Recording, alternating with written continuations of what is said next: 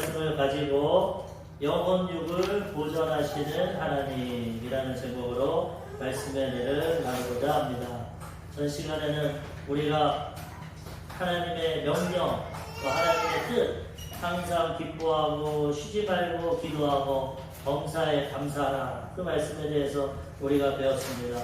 항상 기뻐하기 위해서는 환경을 바라보지 않고 하나님의 약속을 바라보고 천국의 소망을 가지면 어떤 형편과 상황에도 기뻐할 수 있는 것입니다. 쉬지 말고 기도하기 위해서는 우리의 의지와 결단이 아닌 성령 충만함을 받아서 성령님의 도우심 가운데 또 방언의 은사도 받고, 그러면 항상 성령님의 도우심 가운데 쉬지 말고 기도하게 되고, 범사에 감사, 모든 삶, 범사는 모든 삶인데 감사로 나아갈 때 하나님의 구원의 은혜를 베풀어 주신다는 것을 배웠습니다. 그러므로 우리는 이 하나님의 뜻을 깨닫고 날마다 기뻐하고 기도하고 감사할 때 가장 하나님 주신 은혜와 축복 가운데 형통하고 복된 인생길을 살아가게 되는 것입니다. 오늘은 그 말씀에 이어서 하나님께서 우리의 영과 혼과 육, 우리 전 인격을 보존해 주십니다. 하나님 오실 때까지 지켜주시고 보호해 주시는데 그 말씀의 은혜를 나누고자 합니다. 요즘에는 기후변화 때문에 자연보호의 중요성이 너무나 부각됩니다. 이렇게 나가다가는 지구가 어떻게 될지 모르겠어요. 온도도 너무나 높고 가뭄과 지진과 홍수와 우리 인간의 탐욕과 잘못 때문에 너무나 자연을 보호하지 못했고 어려움이 있습니다. 모든 나라의 정상들이 이 위기, 자연 위기와 기후 위기를 회복하려고 노력하고 있습니다. 삶의 터전이 보호돼야 우리와 우리 후손들이 잘 살아갈 수 있는 것입니다. 그런데 인간은 이것을 위해 노력하지만 하나님은 어떤 걸 위해 노력하시냐? 하나님은 우리 사람을 보호하시기 위해 노력하십니다. 하나님 앞에는 사람이 제일 중요합니다. 이 자연 만물 아무것도 아니에요. 하나님은 엿새 동안 말씀으로 이 자연 만물 창조하셨어요. 얼마든지 이거는 금방 회복할 수 있어요. 그런데 사람은 하나님이 가장 귀하게 여기시고 하나님의 형상과 모양으로 지으시고 사랑하시는데, 이 사람, 하나님이 이 사람들을 하나님이 주님 오실 때까지 보호하시고 천국으로 인도하기를 원하신다는 거예요.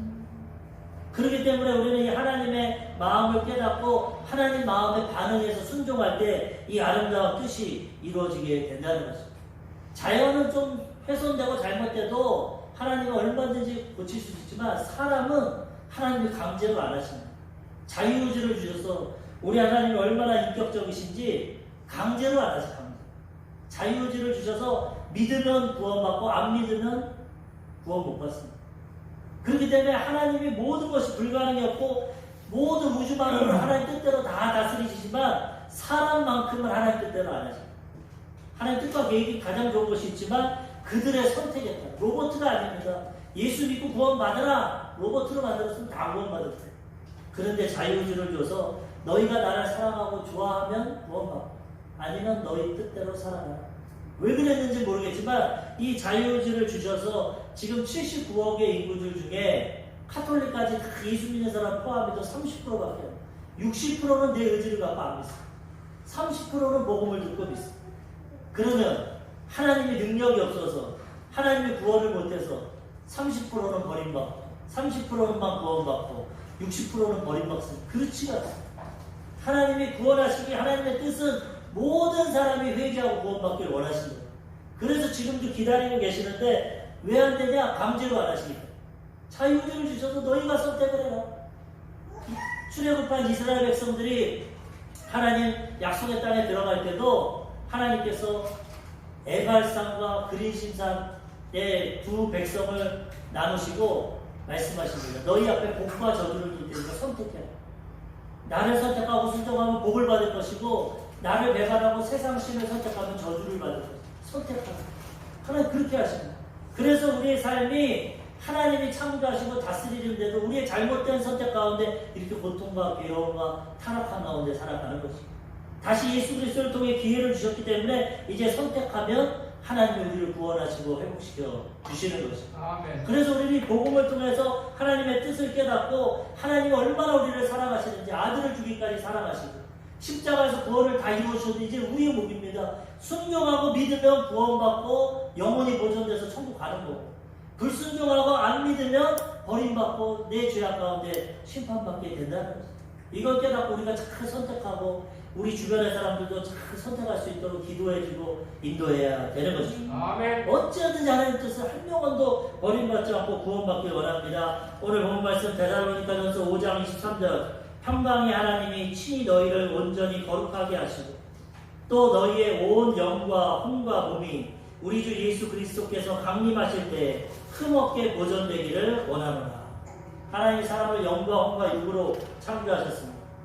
영은 하나님의 영을 불어넣으셨고, 그 다음에 몸은 흙으로 만드셨고, 영과 혼이 만났을 때 우리 자아 인격이 생겼어요. 우리 자아는 지정 의리가 있습니다. 지식이 있고 감정이 있고 의지가 있어요. 이 사람 인격체입니다. 그래서 하나님의 형상의 모양인 영과 우리 자아의 혼과 이 땅을 살아갈 때 육신의 몸을 하나님이 창조하셨는데, 처음에는 완전하게 창조되었어요. 완전하게. 그런데 하나님 말씀에 불순종하고 아담과 하와가 선악과 먹음으로 영적인 죽음이 먼저 왔어요. 정령 죽으리하셨는데 영적으로 죽고 그 다음에 육신의 죽음이 옵니다. 그 영이 죽은 우리는 아담과 하와에서는 다 태어나도 하나도 모릅니다. 눈으로 볼 수 없어요. 영은 볼 수 없어요. 교제할 수 없어요. 그래서 하나님은 복음을 통해 성령을 통해 영을 살아나게 하십니다. 복음을 들 때 깨닫게 하시고 성령이 감화감동하셔서 믿음을 주셔서 예수님을 구주로 고백하는 우리 영이 살아납니다. 그래서 영적인 예배를 드리고 하나님을 경외하고 이제는 하나님의 은혜 가운데 살아가게 되는 것입니다. 그래서 하나님은 이 회복된 영과 우리 자아, 혼과 육을 다시 최후의 심판, 이 세상은 주님이 다시 오실 것입니다. 심판하실 겁니다. 하나님 백성은 구원하실 겁니다. 그렇기 때문에 그때까지 흠없이 보존되기를 원하십니다. 그래서 우리들도 우리의 영혼육을 지키며 살아가야 된다는 거죠. 영혼육을 보존하려면 어떻게 되냐? 하나님 말씀으로 무장하고 성령으로 충만함을 받아야 되는 것입니다. 바리새인이고 종교 지도자의 니고데모가 예수님 찾아왔어요. 당신은 하나님께서 보내신 분입니다. 그랬더니 예수님이 사람이 물과 성령으로 거듭나지 아니하면 하나님 나라를 볼 수 없다. 내가 나이가 많은데 어떻게 다시 태어납니까? 어머니 뱃속에 가서 태어납니까? 아니, 육으로 태어나면 육이고 영으로 태어나요. 다 영적으로 아담과 하와부서는 죽었기 때문에 물과 성령으로 거듭나면 다시 태어날 수 있다는 거예요. 이 물은 회개를 말합니다. 복음을 통해서 성령을 통해서 내 죄악을 깨닫고 회개하고, 성령은 성령의 감화감동으로 예수를 주라 고백하게 되는, 그런 거듭나고 태어나게 되는 거죠. 이래서 영적으로 태어나면 이제 인생을 압니다. 어디에서 와서 왜 살고 어디로 가는지. 하나님께로부터 지음받고 하나님 뜻대로 살다가 하나님 나라로 가고 분명히 알겠죠. 예수 믿기 전에 모릅니다. 그냥 우연하게 태어나서 내 마음대로 살다가 죽으면 끝이다. 이렇게 알겠다. 영이 죽어서, 영이 물과 성령으로 거듭나면 하나님 나라를 보고, 하나님 나를 만세전에 택하시고 어머니 모태에서 나를 창조하셨구나. 내가 하나님의 뜻과 하나님의 영광을 위해서 이 땅에 태어났구나. 내가 살다가 주님 부르시면 하나님 나라에 들어가는 거야. 이것을 분명히 깨닫고 인생의 목표와 인생의 뜻을 깨닫고 하나님 뜻대로 살아가게 되는 것입니다. 요한복음 3장 5절에서 6절에 보면은 예수께서 대답하시되 진실로 진실로 내게 이르노니 사람이 물과 성령으로 나지 아니하면 하나님 나라에 들어갈 수 없느니라. 육으로 난 것은 육이요 영으로 난 것은 영이요. 육신으로는 다 태어나죠. 영적으로는 죽어있어요. 복음을 통해서 다시 태어나야 돼요. 복음을 듣고 죄를 깨닫고 성령의 도우심으로 회개하고 예수님 믿으면 다시 태어나서 새로운 인생길을 살아가고, 그 다음에는 하나님이 우리의 영과 혼과 육을 온전히 보존시켜 주시는 것이죠. 그러면 이것을 잘 보존하려면 어떻게 해야 됩니까? 첫 번째로 성령을 소멸하지 말아야 합니다. 성령을 소멸하면 안 돼요. 성령님은 하나님이십니다. 하나님은 삼위일체 하나님이신데 창조주 아버지 하나님이 계시고 아들 예수님 하나님이 계시고 성자 하나님이 계시고 그 다음 영이신 성령 하나님이 계시고 삼위일체 아버지와 아들과 성령이 하나님. 인간의 이성으로는 이거를 절대 깨달을 수 없어요. 아무리 이성적으로 지속적으로는 설명할 수도 없어요. 하나님의 성령을 통해서 계시가 되고 믿어지면 이걸 믿을 수 있어요. 하나님 아버지가 계시고 아들 예수님이 계시고 성령님 삼위가 하나가 돼서 하나님. 뭐 우리 인간의 이성으로서는 알 수가 없죠. 그렇지만 하나님은 말씀을 통해서 믿음을 통해서 깨닫게 해주시는데 동일한 하나님이시죠. 세 분. 처음에 삼일체 하나님 함께 하셨지만 구약 4,000년에는 성부 하나님 중심, 여호와 하나님 중심으로 했어요. 그리고 신약시대 33년 동안 아들 하나님 예수님으로 이제 역사하셨다. 아들 하나님이 모든 것 다 이루시고 마지막 지금 2000년 후 예수님 돌아가시고 2000년 동안은 성령 하나님이 역사하십니다. 영으로서 영혼도 구원하시고 귀신도 쫓아내시고 병도 고치시고 하나님의 역사를 우리를 고아와 같이 버리지 아니하시고 인도하시는데 날마다 이 성령님과 동행하고 성령 충만해야 우리가 우리의 영혼육을 보존할 수 있습니다. 지킬 수 있다는 거예요. 이 성령님은 하나님이신데 오늘 성령을 소멸하지 말라고. 소멸은 없어진다는, 사라진다는. 불이 확 타들어가고 소멸되면 꺼지는 거죠. 우리가 예수님 믿을 때 인간의 이성과 마음으로 못 믿습니다. 성령이 감동하시고 깨닫게 하셔서 우리가 성령이 아니고서는 주를 예수가 시인할 수 있어요. 성령이 깨닫게 하시면 우리가 진짜 마음으로 믿고 의에 이르고 입으로 시인해서 구원을 받는데 성령이 오셔서 구원을 받으면 그 다음부터는 성령님과 친밀한 관계를 이루어야 돼요. 성령님을 영으로서 눈으로 안 보이지만 우리 마음에 감동하시고 아시니까 그 성령님을 날마다 인정하고 환영하고 모셔드리고 의지해서 성령님과 교제하면 성령님을 소멸하지 않고 성령 충만함으로 살아가게 되는 것입니다. 우리가 예를 들어서 우리 집에 손님이 왔는데 인사도 안 하고 집에 들여보내지도 않고 자리에 앉으라고 하지도 않고 음식도 아니면 떠나갈 겁니다. 우리 교회 예배 드리는데 한 분이 왔는데 예배 끝나고 쳐다도 안 보고 그냥 갈 겁니다. 왜? 인격체가 있기 때문에 야 나를 무시하나? 내가 이렇게 왔는데 나를 인정 안 하나? 사라져버립니다. 성령님이 예수님 믿기에 감동을 주시고 내 안에 계시는데 그분과 대화하지도 않고 기도하지도 않고 인정하지도 않고 환영하지도 않고 눈에 안 보인다고 모시고 의지하지 않으면 성령님 혼자 계시다가 사라진다. 그래서 우리는 날마다 성령님과 교제해야 돼요. 성령님 눈에는 안 보이시지만 내 안에 계셔서 믿음 주시고 나에게 말씀 깨닫게 하시고 하나님 뜻을 분별하게 하시고 나의 삶을 인도해 주시니 감사합니다. 성령님 더 충만하게 역사하여 주옵소서. 내 생각과 입술과 마음을 주장하여 주시옵소서. 내 의지와 결단으로 안 되니까 성령 하나님 나의 삶을 도와주시옵소서. 이렇게 할 때 성령님이 네가 나를 인정하는구나, 나의 도움을 요청하는구나 강력하게 역사해 주시는 거예요. 성령님 계시는데 한마디도 안 하고 대화도 안 하고 교제도 안 하고 내 이성과 내 의지대로 살아가면 성령님이 혼자 계시다가 소멸됩니다. 예수님의 제자들과 예수님이 배를 타고 갈릴리 호수로 지나가시는데 제자들이 자기들끼리만 얘기합니다. 예수님을 인정 안 했어요. 예수님 혼자 계시다가 죽으십니다. 그러니까 예수님의 역사가 사라지니까 바람과 풍랑이 불어서 막 파도가 치고 배가 엎어지는 그때야 제자들이 정신 차리고 예수님 깨웁니다. 예수님 우리가 죽게 되었는데 우리를 돌보지 않게 하십니까? 예수님 일어나서 바람과 풍랑을 잠잠게 하시니까 명령하시니까 잠잠해집니다. 이게 무엇입니까? 예수님도 우리가 인정 안 하고 대화 안 하고 죽으신다. 성령님도 맞죠? 자꾸 기도하고 의지하고 대화해야 깨어나서 우리가 교제하고 도와주시지 예수님 잠드시면 마귀가 공격한다. 성령님과 교제 안 하면 죄를 통해 인간관계를 통해 질병을 통해 가난과 저주 물질을 통해 죽음을 통해 우리에게 도전하고 우리에게 바람과 풍랑을 준다. 성령님과 함께하면 마귀는 떠나가고 평안하고 안전한 삶을 살아가게 된다는 것입니다. 그래서 예수 믿고 거듭났으면 성령이 우리 안에 거하시니까 날마다 그분과 교제하고 기도하고 성령 충만해서 성령을 소멸시키지 말아야 성령님 도우신 가운데 영광과 힘이 보존되게 되는 것입니다. 신명기 4장 24절에도 내 하나님 여호와는 소멸하는 불이시요 질투하시는 하나님이시오. 하나님도 소멸한다고 했어요. 하나님도 불과 같이 성령을 의미할 때 보면은 성령님은 바람같이 불같이 생수같이 영이기 때문에 그런 증상으로 나타나요. 처음 오순절날 성령이 임하실 때 그 120년 성도가 열흘 동안 전혀 기도할 때 바람이 임했고 바람같이 불의 혀같이 갈라지는 것이 온 집안에 가득해있고 성령의 충만함을 받았다. 영이시지만 성령의 바람의 역사가 나타났고 불과 같이 임하셨고 그 다음에 성령 충만함을 받았다. 또 예수님 말씀하실 때 성령을 받으면 이 뱃속에서 생수의 강이 넘쳐납니다. 그리고 또 예수님이 침례받고 올라오실 때 성령이 비둘기같이 있는 성령은 다양한 하나님이신데 영이시기 때문에 다양한 증상을 통해 나타나죠. 그래서 우리는 성령님은 바람같이, 물같이, 생수와같이 역사하시는, 때로는 비둘기같이 잔잔하고, 때로는 기름 부으심으로 그런 역사하시는 걸 깨닫고 성령의 역사를 분별해야 되는 것입니다. 그러면 성령님과 교제하고 성령을 소멸하지 않고 우리는 성령님과 동행하며 살아가게 되는 것입니다. 이 신앙생활은 우리 의지와 결단으로 안 됩니다. 주일 성사하는 것도 그렇고 기도하고 전도하고 헌금하고 하는 것도 다 우리 의지는 아닙니다. 성령이 도와주시고 감화감동하시면 우리가 할 수 있는 것입니다.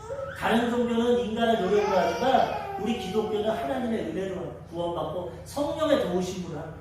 내 힘으로 할 수가 없어요. 그래서 날마다 성령님을 의지하고 성령 충만할 때 온전한 신앙생활을 하게 되는 것입니다. 스가랴 4장 6절에도 스룹바벨에게 성전 건축해라. 스룹바벨이 하나님 무슨 힘으로 합니까? 이는 힘으로도 되지 아니하며 능력으로도 되지 아니하며 나의 영으로 되는 거예요. 성령이 도와줄 테니까 걱정하지 마. 네 힘으로 할 수 없어. 성령이 임하시면 사람도 붙여주시고 물질도 주시고 성전 건축할 때부터 걱정하지 마라. 성령을 의지해야 되는 거예요. 성령 충만하면 신앙생활도 하고 환경도 변화시키고 사람도 변화시키고 우리 일생이 변화되게 되는 것입니다. 왜 그렇습니까? 그분이 하나님이십니다. 하나님이 역사하셔야 우리 삶이 변화되게 되는 것입니다. 조영기 목사님이 신학교 시절에 최자실 목사님과 파고다 공원에 가서 날마다 전도를 하는데 자신은 설교를 준비할 때 서로 본론, 변론 정확하게 체계적으로 과학적으로 딱 해서 설교를 합니다.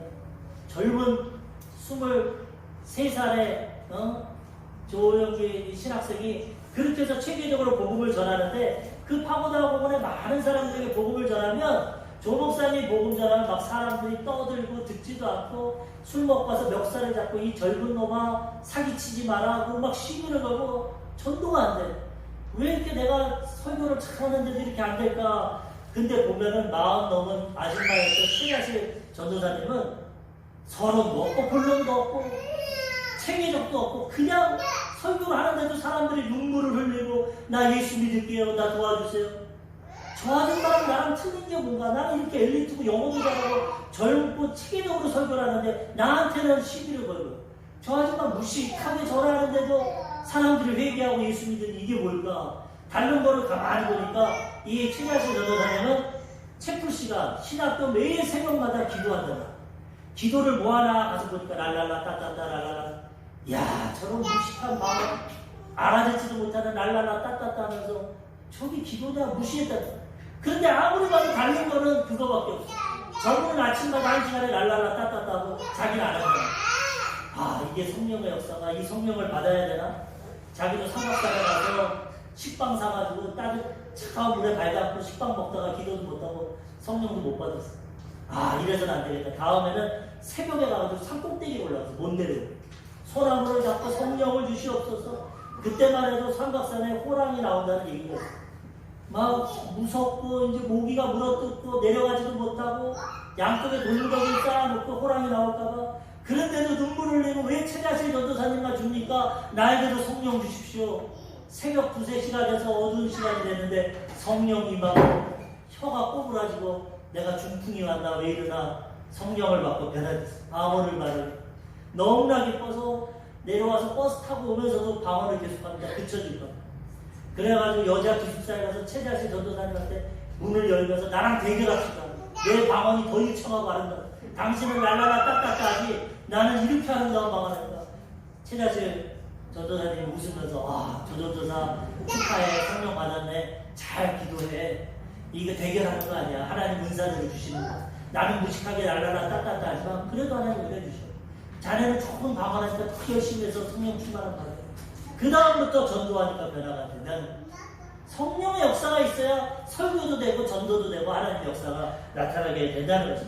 인간의 힘으로 능을 할 수. 사도 바울도 공부 많이 하고 그리스 언어 헬라어를 하고 유대인 율법에 능통하고 자기 지식과 철학으로 그리스 아테네에 가서 설교했지만 철학자들과 아무리 설교해도 구원 못했어. 낙심을 했어. 그런데 고린도 지역에 가서는 지식과 학문적으로 알아보고 성령의 도우심으로 기도하고 복음전하니까 구원의 역사가 나타났어. 거기서 깨달았어. 인간의 지식과 철학과 학문으로 안 되는구나. 성령이 그 영혼을 깨닫게 해야지 구원받는 거야. 고린도전서 2장 4절. 내 말과 내 전도함이 설득력 있는 지혜의 말로 하지 아니하고 다만 성령의 나타나심과 능력으로 하여. 인간의 지혜와 말과 설득으로는 절대 구원 못 시켜, 절대 변화 못 시킨다는 거예요. 성령의 나타남과 능력을 통해 구원이 되고 변화가 된다는 거죠. 그래서 바울은 그 이후로 성령의 도우심과 의지하며 복음을 전했다는 거예요. 우리도 개인 신앙생활도 그렇고 영혼구원도 그렇고 사업하는 것도 그렇고 이 성령님과 동행할 때 성령이 역사하시는 모든 것이 하나님의 능력으로 해결되게 되는 것입니다. 성령을 소멸치 말고 성령 충만을 받고 나아갈 때 신앙생활도 잘하고 가정생활도 잘하고 모든 삶이 하나님의 능력으로 하나님의 은혜로 형통하게 되는 것입니다. 두 번째로 하나님은 예언을 멸시하지 말아야 합니다. 예언을 멸시하지, 성령을 소멸시키지 말고 예언을 멸시하지. 하나님은 예언의 말씀을 주십니다. 구약에는 예언이 어떤 거냐? 미래를 말합니다. 미래에 이런 일이 있을 거다. 하나님 미래를 아십니까? 예언을 주셨고, 이제 신약시대에는 거의 다 하나님 예언이 이루어져서 이제는 예언보다는 하나님의 말씀으로 예언하죠. 하나님 말씀 주의종이 선포할 때 지금 예언하는, 내가 마음이 아프고 문제가 괴로운데 말씀을 통해서 위로하고 소망을 주시는 신약시대의 예언은 하나님의 말씀입니다. 물론 때로는 하나님의 미래에 대해서 얘기하시지만 많이는 안 하죠. 잘못된 사람들이 뭐 예언의 은사가 있다고 하면서 집 이거 사라, 집 팔아라, 누구랑 결혼하라, 이거는 점쟁이지 예언이 아니에요. 하나님 특별할 때는 미래를 보여주시지만 평범할 때는 미래를 안 보여주십니다. 믿음으로 살아가기 원하십니다. 미래를 다 보여주면 믿음이 필요가 없어요. 그리고 하나님 의지 안 해요. 하나님은 미래를 알지 못하게 했어요. 믿음으로 하나님 의지하고 살아가다가 특별한 경우에는 보여주십니다.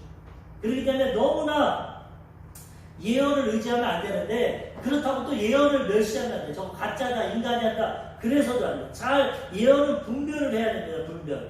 오늘 말씀 데살로니가전서 5장 20절, 예언을 멸시하지 말아요. 야, 저거 뭐 사람이 하는 거지 뭐 멸시하지 말아요. 하나님은 예언을 통해서도 역사하십니다. 그렇지만 요즘에는 말씀을 통해서 하나님의 예언의 뜻을 깨달아요.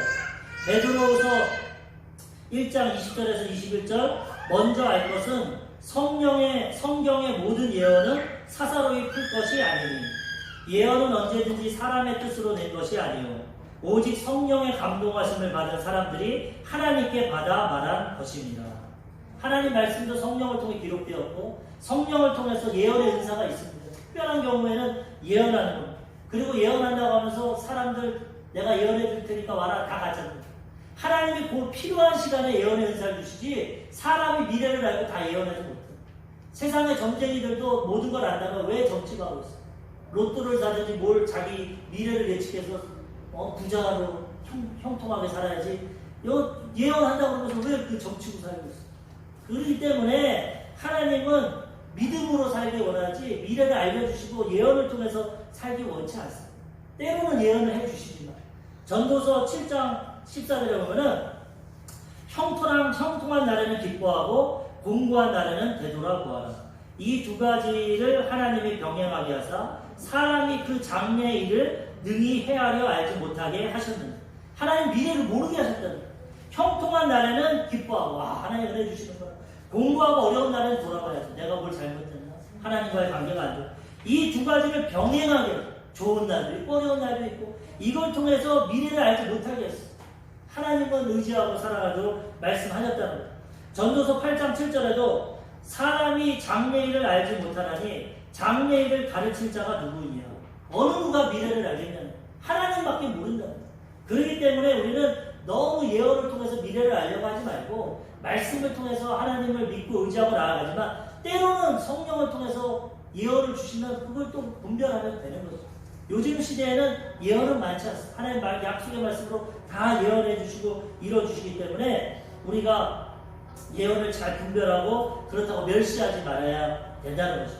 요엘서 2장 28절에도 보면은 그 후에 내가 내 영을 만민에게 부어주리니 너희 자녀들이 장래일을 말할 것이고 너희 늙은이는 꿈을 꾸며 너희 젊은이는 이상을 볼 것입니다.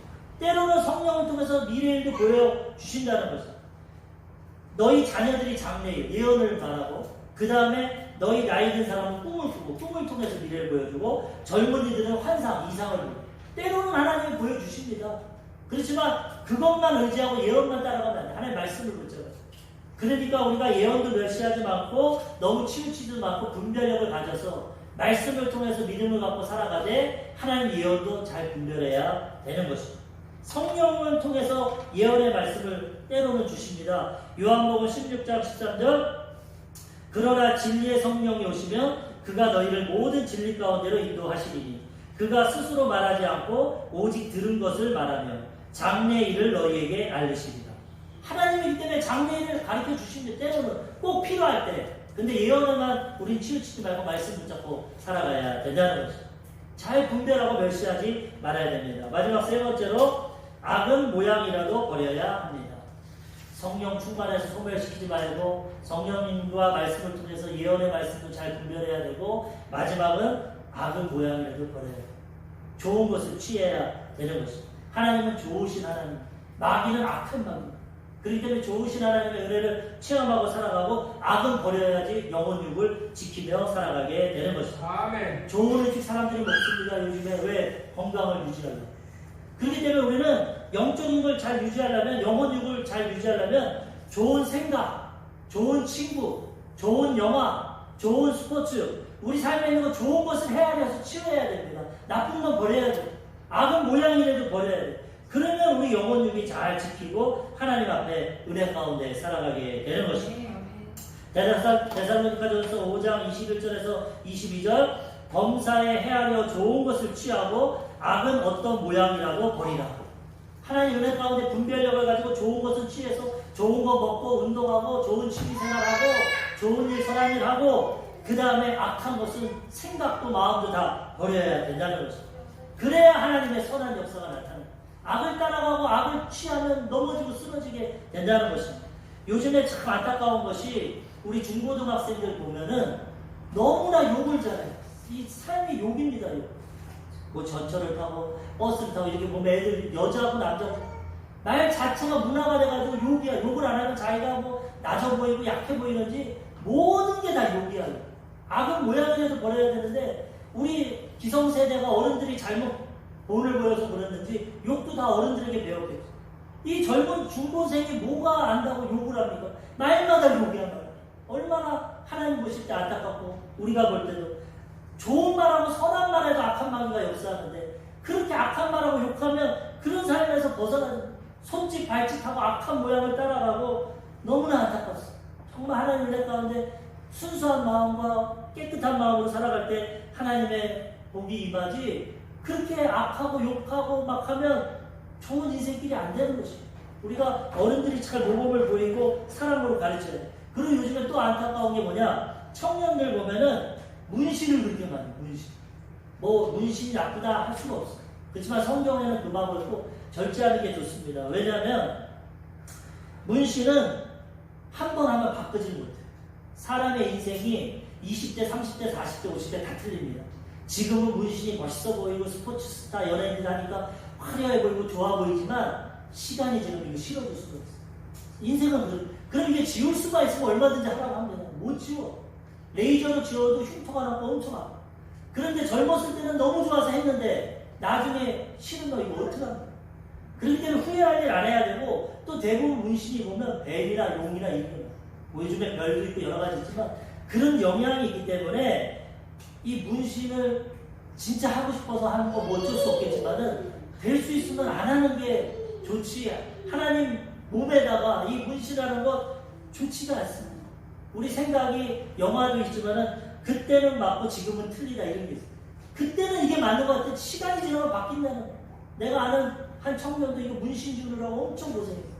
그렇기 때문에 그냥 문신 하고 싶으면 그냥 지울 수 있는 걸로 좀 해보던가 그리고 지우든지 한 번 해서 못 바꾸면 얼마나 평생 그게 괴롭기 때문에 신중하게 선택해야 되고 성경에는 금하고 있습니다. 레위기 19장 28절 죽은 자 때문에 너희의 살에 문신을 하지 말며 문의를 놓지 말라. 나는 여호와이니라. 하나님 거룩한 몸, 영혼과 몸을 주셨는데 여기에 살에다가 문신하고 문의를 놓지 말고 예전에는 죽은 자 때문에 죽은 자를 기념하려고 슬프니까 그런 게 또 있었는데 어쨌든 안 하는 게 좋고 근데 자녀들이 요즘에 너무 많이 해요. 믿는 사람들도 많이 해요. 어쩔 수가 없어요. 그것도 자기들이 선택하는 거지만 후회하지 않도록 했으면 좋겠고 이런 것 모양과 악은 버려야 된다. 최자실 목사님이 해외 미국에 성대 갔다가 이분은 철저합니다. 그래서 미국 대령인 군인과 결혼한 한국인 아내 집에 가서 설교를 하고 예배를 드렸는데 보니까 막 자개장에 용이 그려져 있고 골동풍에 막 뱀이 있고 이런 예배 드리고 나서 여기 귀신이 가득하다. 이거 다 때려부셔야 돼요. 하나님이 모양을 만들지 말고 하늘에 있는 거 땅에 있는 거 형상 만들지 말라고 하는데 뱀이나 용 이런 거 다 막이다. 예배 드리고 이 한인 부인이 다 때려부셨어. 골동풍. 그래가지고 하고 왔는데 밤에 조 목사님에게 전화 왔어. 남편이. 당신 뭐하는 사람이냐? 당신 장모가 와서 예배나 드리지 왜 남의 집 골동품을 다 부시? 내가 예전에 한국에서 공부할 때 얼마나 돈 많이 주고 그 골동품을 사는데 집에 오니까 다 부셔. 당신이 배상해라. 조용히 목사님, 내가 부시지 않았습니다. 우리 장모님한테 청구하십시오. 그러나 그렇게 가르치지 않았습니다. 그 장모님이 한 거니까 그렇게 하고 피했다는데 그런 일들이 너무나 한국에서 애들 집에 가면 인형에 귀신이 있다고 인형 다 버리고 로봇도 다 버리고 악은 모양이라도 버리니까 절대적으로 한 거지만 너무 과하지만 그래도 그렇게 노력했다는. 그러면 우리도 인생 살아갈 때 될 수 있으면은 악은 모양이라도 버리고 선을 찾고 하나님을 섬기며 살아가야 되다는. 오늘 말씀을 통해서 우리 영과 혼과 육을 하나님 지키기 원하시는데 어떻게 지켜야 되냐? 첫 번째 성령으로 충만해야 되는 것입니다. 성령님은 고아와 같이 우리 버려두지 않습니다. 우리 안에 거하시는 자꾸 그분과 대화하고 교제해서 성령 충만하면 영혼육이 지켜지는 거죠. 예언을 멸시하지 말아야 됩니다. 하나님 때로는 미래에 대해 보여줍니다. 내일 무슨 일이 있고 어려운 일이 있고 기도시킵니다. 예언을 멸시하지 말고. 세 번째, 좋은 것을 취하고 악은 버려야 되는 거죠. 악은 악한 역사는 사람을 괴롭힙니다. 좋으신 하나님은 은혜와 축복과 사랑을 주시는 좋은 하나님을 선택하고 좋은 걸 선택해서 한 번뿐인 인생에 형통하고 복되게 영혼육을 지키며 살아가다가 주님 부르실 때, 주님 오실 때 우리는 천국에 들어가야 되는 것입니다. 이러한 은혜와 축복의 삶을 살아가시기를 주님의 이름으로 축원합니다.